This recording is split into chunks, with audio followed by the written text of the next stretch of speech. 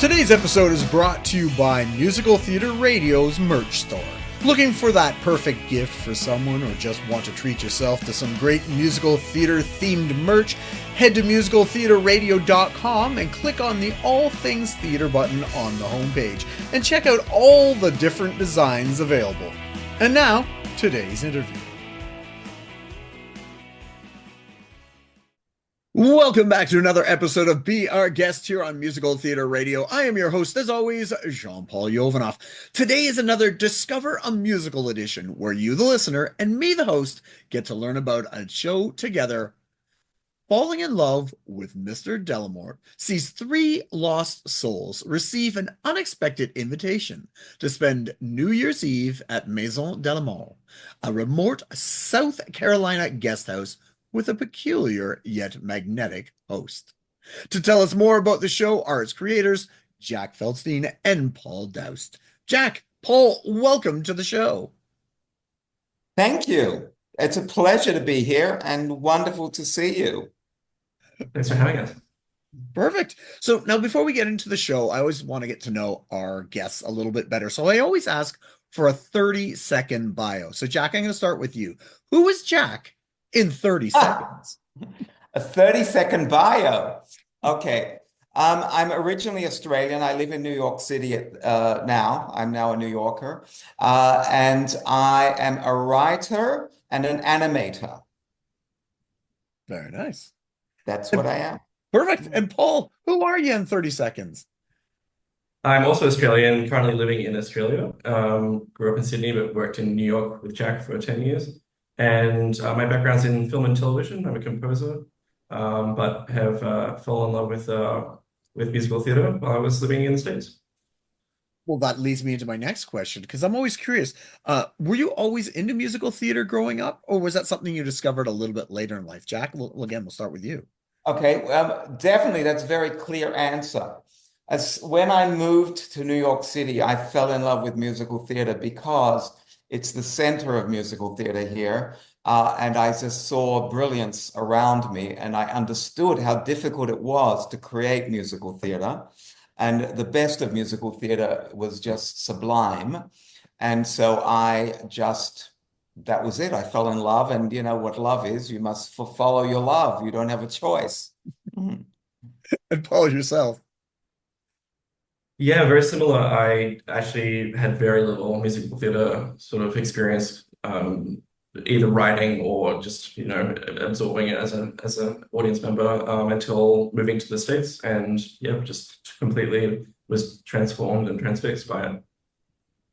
So I'd love to know how the two parallel lines of Paul and Jack intersected. How did the two of you meet? We did not know each other in Australia. We did not know each other in Australia.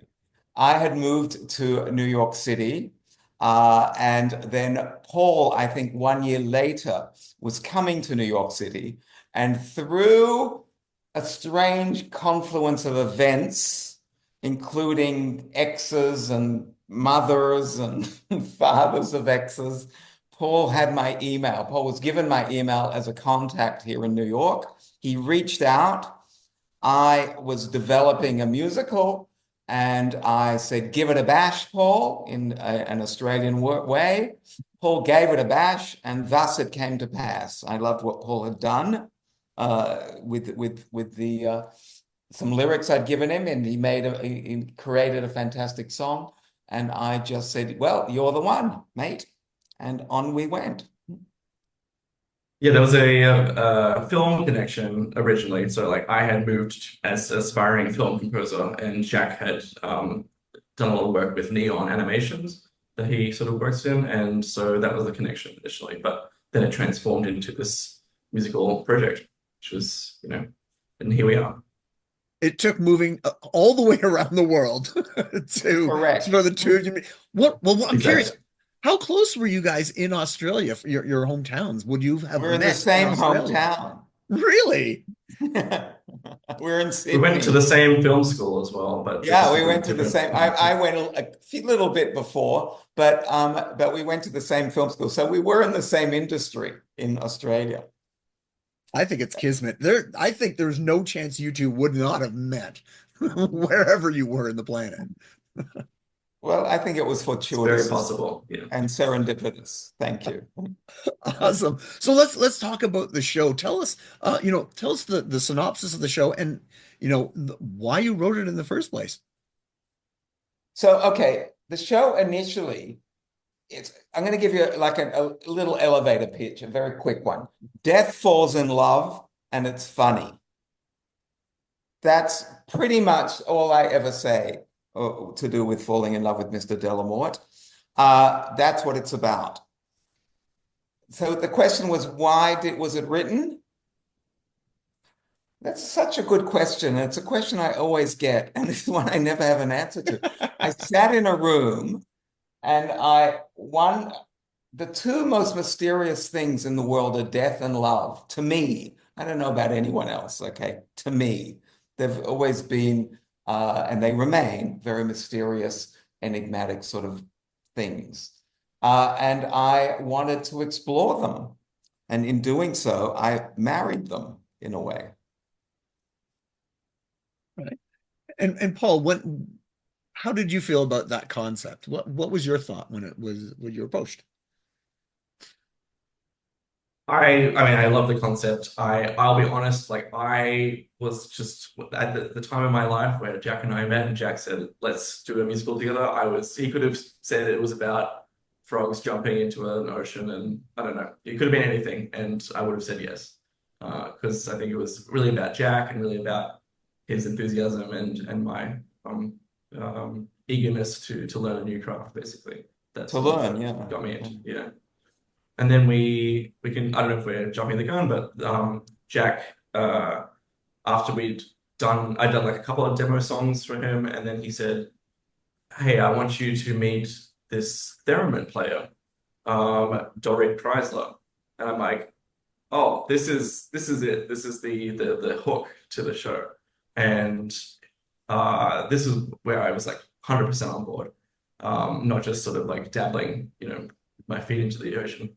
And so we went, I think it was 2012, we went to a show at a East Village bar called Otto's Shrunken Head, which is a sort of dive bar. And they had this concert and there was a theremin player, Dorit, and she was just electric, just sort of had this je ne sais quoi factor. She was this statuesque sort of god playing this incredibly weird and cool instrument. And we thought, both of us were like, that's it. That's the secret sauce to this show.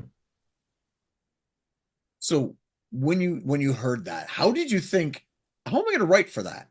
Is there a special way for writing for that, or how does that work? Well, we brought Dorit on board like very early to consult, I guess, for the theremin, and so we sort of picked her brain, and she showed us a bunch of techniques, and sort of it was semi-collaborative in that way, and it was it was very clearly a very lyrical sort of melodic instrument, but it had some textural things we wanted to do, and I wanted to showcase the versatility of the instrument, and that's why in the show, if you listen to the soundtrack, all the songs, well, not all of them, but like a lot of them are in different genres, and they're sort of pastiche of different styles, and showcasing the theremin in those contexts was kind of part of the goal for myself as a composer. How does it work as a writing team? Do one of you work on music with lyrics? You both work on it? How does that work Right. with the two of you? Definitely Paul works on music. Definitely. This is the way it's done. I did the book, obviously, but with the lyrics, I do a very rough first draft of where I believe the song should be, what it should say, the content more or less. Then I give it to Paul. And I say, change anything you want, and he does, and then he creates a wonderful song. Yeah, I'll just add on to that like our writing process evolved as we got to know each other and as the show developed as well. There were songs that were written that were cut, and the nature of the beast. But initially, I wasn't very strong in my abilities as a lyricist, so I was very faithful to Jack's original sort of text. And as I wrote more and more songs and we developed I got more confident and Jack gave me the permission to be free with changing things around and using them more as a sketch. So the later songs that were written are more there've been more of my lyrics in it than the. But there's some songs that there's majority Jack lyrics and some songs that are an equal sort of amount of both of us there. Yeah, but I always said you can change whatever you want, except for content. In other words, as long as it's the Right, character right. content. Just talking more about my confidence levels as we. Right, I see. Yeah. Yeah, that was all that I cared about. It just had to it had to be correct for that moment. Yeah. Yeah. I'm always curious when you're writing songs. Was there one that just was so easy that flowed out of you? And then was there one that just drove you insane because you weren't sure how you were going to craft it musically or lyrically or whatever it was? I think somewhat ironically, the Patter song in the show, You Really Anal, was the easiest one to write for me, even though it's like the most difficult, in terms of the lyrical content and difficult for the singer as well. But for me, and I think Jack's initial sort of schema sort of really helped with that. It was just like already kind of fully formed. So that really helped. Trying to think of one that was difficult. There were definitely ones that we struggled in terms of like whether we should keep it or not. And we threw out a lot. Yeah, we've certainly thrown out some good songs that were just not working. But objectively, we were happy with the song, but just dramatically it wasn't working or pacing wise, etc. Let me think. Can you think of one, Jack, that we struggled? No, I think It's been a while I now. think Yeah. Paul is so diligent, and so and we're Australian, and I'll tell you, it's actually an attitude thing. I think he just gets on with it. In other words, and same with me, really. And I do believe that is an Australian trait. It's like, she'll be right. We'll do it, even if it's hard and if it doesn't matter. We'll just get it done. We'll make it work. We never overthought the process that much. Is that correct, Paul? Yeah, and I think when we did overthink it, that's where there's some. That's where we fell down. We fell down a little bit. Yeah, exactly. Yeah. Nice. Tell me a little bit about the production history. How long ago did you start writing it and the steps since then? Well, as Paul mentioned, 2012 was when I did the first draft. So it is such a long process to develop and create a musical that your listeners out there, I just want to reiterate that. I'm going to say it again. It is such a long process. Look, it just takes years to develop. Also, the other thing, Paul and I were not as trained in the musical theater world as, let's say, other New Yorkers were, because we came from Australia, from a place that is not a center of musical development. So we were really learning from wonderful people, from dramaturgs and experts in the field here in the city who were brilliant at development. And so it was a learning curve as well. Is that correct, Paul? I think so. Yeah, I think that's a good way of putting it. Yeah. We learned as we went along what a musical. So a play with songs is not a musical. It is musical. There's music in it. And I think we had to learn what a musical was and not a play with songs. And there is a difference. That's an important thing because it was conceived as a play with songs and then it has evolved more into a fully fledged musical. Only because I didn't know really the difference at the beginning. Now I know. It's been drummed into me, with a stick. So yeah, that there are really sort of artistic differences between a play with songs and a musical. So it began in 2012. Both are valid. Oh, for sure. For sure. Yeah. So you started in 2012. What was the next steps? Like, was there workshops? And I know we're going to lead up to the cast, that incredible album. Well, okay. At the time, I was a member of Workshop Theatre Company. So I was a member of a theatre company. And we did develop it there. Do you remember, Paul? I mean, it's like blast from the past, but yeah, definitely. Yeah. Yes, we developed it there. So in other words, we would do 20 minutes with a couple of songs in it, and then there would be a discussion afterwards. That was what it was, like a class, really, in which people presented their work at new musicals, and ours was one of them. And so that was the first initial development process. Then we got a producer involved.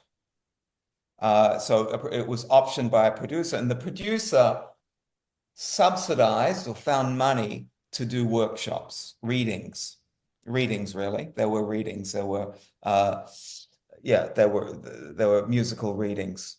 So they were sung with the music and with the book on book, though. So we had quite a lot of them as well. Nice.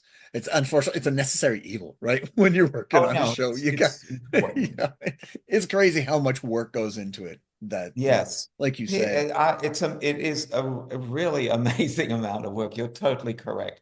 But look, it's a passion and work. It's both, you know. For sure, for sure. So let's jump ahead to the album. How did that come about?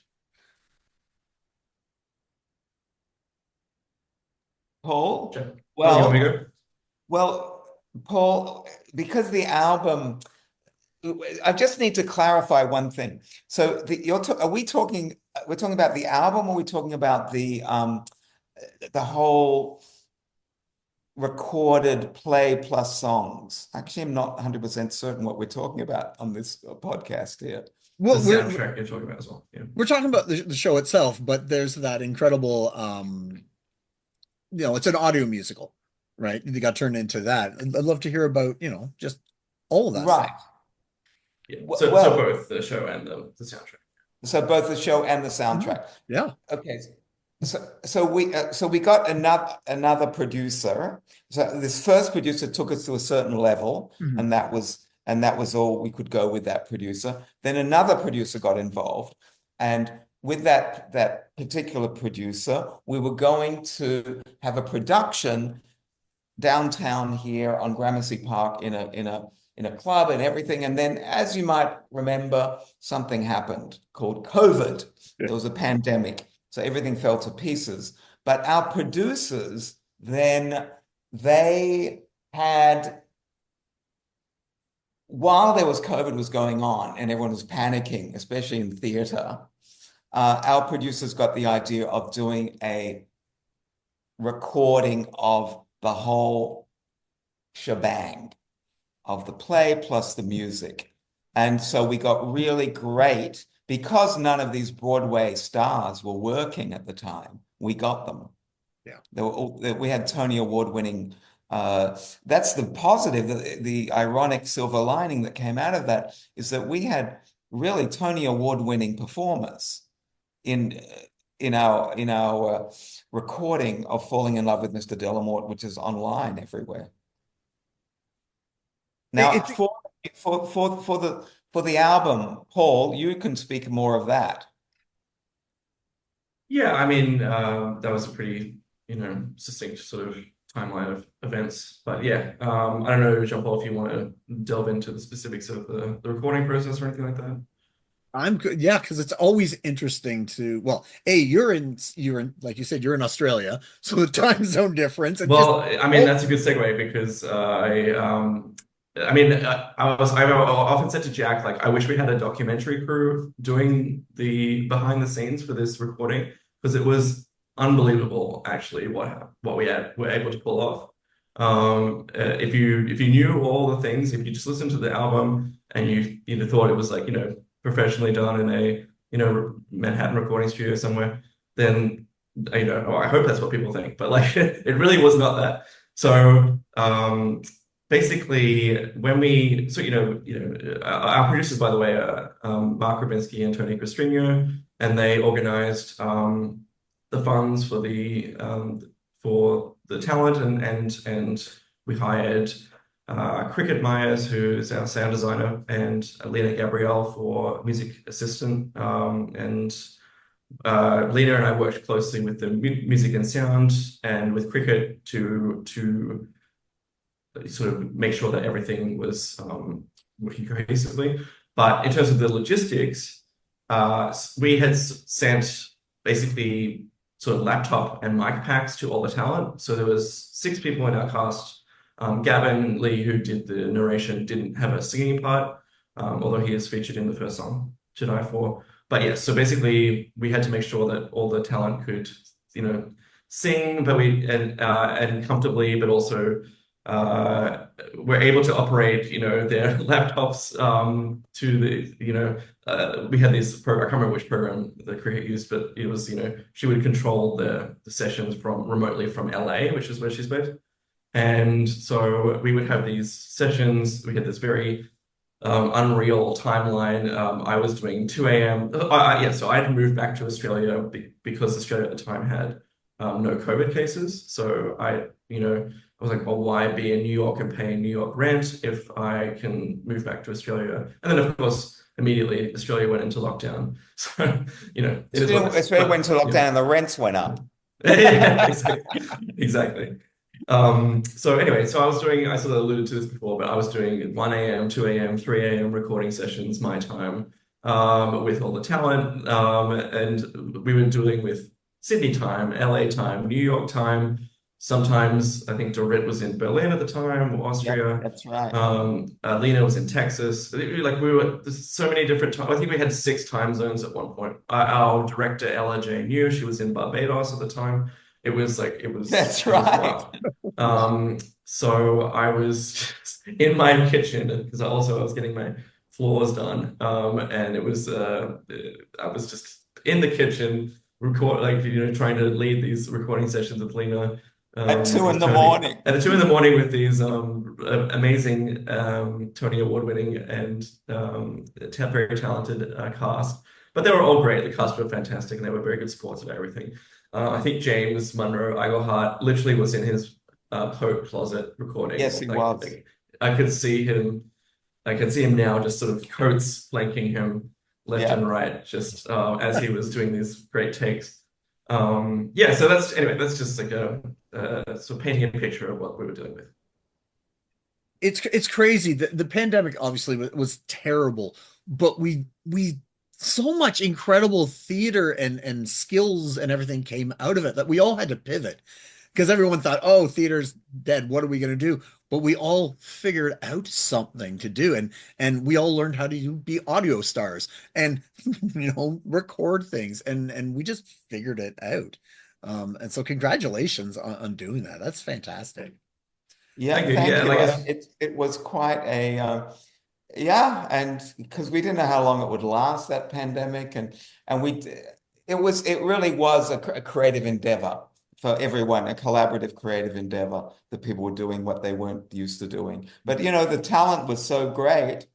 We had great talent. Those performers were just marvelous. But we could rarely get them in the same room at the same time, except for some things. So we had to, there were challenges there to try and, with line readings and stuff to make sure that you knew, what people were, trying to get out of the performance, etc. So, yeah, I'm curious, how did you have such a great cast, an all-star cast? How did that come about? Did you approach them? Did the producers approach them? I'm really curious about that. It was casting agents. Like we had a proper casting agent. And the reason, like I said before, the reason we got them is that no one had any work. All the great stars all the great Broadway performers were out of jobs. So that was an opportune time to get them. Oh, actually, it was luck that they were free, because usually these people are booked up years ahead. They can be, it's very, very common. So that was a bit of fortune that we had such wonderful people. Yeah. So you've got this audio musical, you've got this cast album. Where does the show go from here? What is your plans with it? Well, funny you should ask. We are going to Edinburgh Fringe Festival with it this year, 2025. Yeah. Edinburgh, that's fantastic. And have either of you been there before to the festival? I haven't. Have you, I Paul? have, yeah, a long time ago, but yes, I have been. It's a very unique, sort of vibrant atmosphere. Yeah, I've not been either, Jack, but it's It sounds incredible and intimidating all at the same time because That's just right. And the fun. insanity of it. Oh yeah.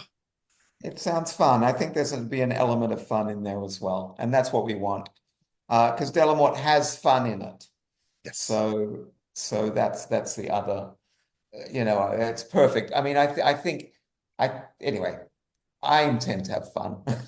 I'm No, we're hoping to have excited fun. because, it was intended as a stage play. That was the original conception. And, as proud and accomplished, as we have,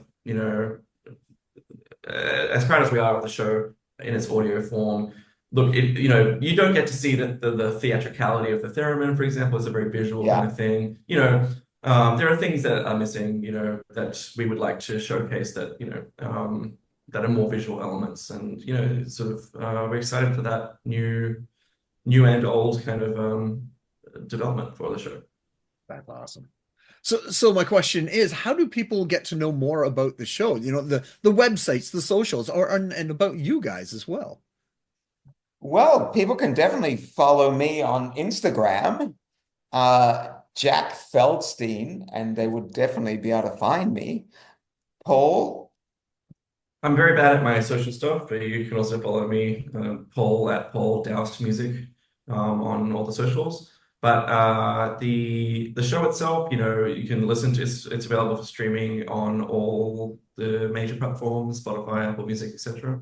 Also, I think if you visit the website, there's more details there as well. Falling in love with MrDellamort.com.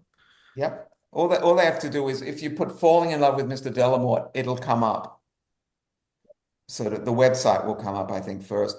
But as Paul says, it's on Spotify, it's on iTunes, it's on everything, all the platforms. Also on our radio station, we played some of the songs. So There we go. And your radio station as Do you have well. any favorite songs, Jean Paul? uh, honestly, I've listened to like 17 albums in between the last time I listened to yours. Oh, I put you on the spot, but Yeah, yeah. I Yeah. can't remember the last thing I listened to, let alone what you All did. So good. no offense, Yeah. but I can't remember anything right this second. And I took 2 weeks off for the holidays too, so my brain's mush. My So last in other words, interview. what's in your mind is Jingle Bells. Oh yeah, yeah. I'm just gonna push that out as Yeah. soon as I can. I'm But when curious. you get more chance, you can send me a message at some point. Oh, Yeah. for sure. I'd be curious to hear what you think. Yeah. So, what have you guys been up to? I know you're working on this, but is there anything you want to promote that you're working on, Jack? I'm going to start with you. Yes, well, I have a play that's coming up here as well in New York City called The Descent to Dali, and it's about Salvador Dali. Hmm. And it's about him and the relationship with his wife. He had a wife for 45 years who was 10 years older than he was, and she was the gutsy manager and engine behind Salvador Dali. Very And cool. so left to his own devices, he could not pay the electricity bill. That's who Salvador Dali was. He was a fantastic genius of a painter who was hopeless in life, which I am as well. So that's what I related with him. But he was a genius. But she was the one, without her, he would not have been Salvador Dali.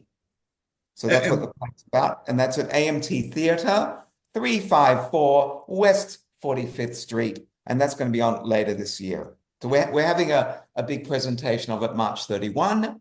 But you can be in contact with me, and I will invite you personally. Fantastic. And Paul, yourself, you working on anything you want to promote?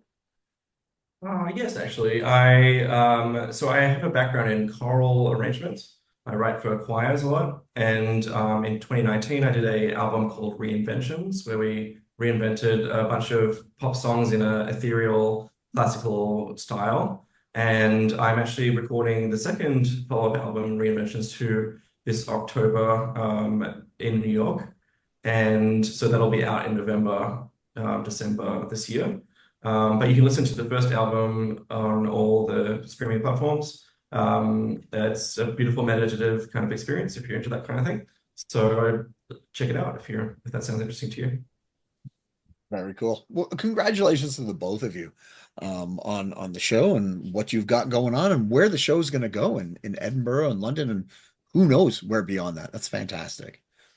That's right. We're very excited, and we're thrilled to bring Falling in Love with Mr. Dellamort to the world, uh, and back into its theatrical form as well. I mean, it is online, but in its theatrical form, that's where that's where the fun is, the real enjoyment, and with the audience and interactive. And as Paul says, if you've never seen a theremin being played, you're in for a treat, Yeah. and especially as part of a show because the theremin it becomes kind of a character in the show. So it's a real awesome thing to be watching and be partaking of as an audience member. That alone will be worth the entrance fee. Just to hear the theremin and how you incorporate it into the show. So that's just one more added bonus for checking you guys out in your show. Absolutely. So we're really thrilled. Yeah, we're thrilled to be taking it to the world and New York and Canada. You're in Canada, right? I am, if you come up this way, And to bring it to Toronto then. six Yeah. people isn't very many to put into a show. And we have a fringe festival. I'm just saying that. There's Yeah, no, Who knows? Yeah. all good. All good. Bringing it to Toronto would be a cool idea.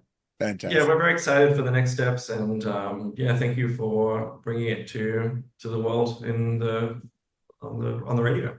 Yeah, my pleasure. As I mentioned off air to you guys, and it's our mandate to help support new works or works that people don't know, and get the word out there because never know who's going to be hearing it and just fall in love with it and help build it and grow it, and everybody deserves some promotion.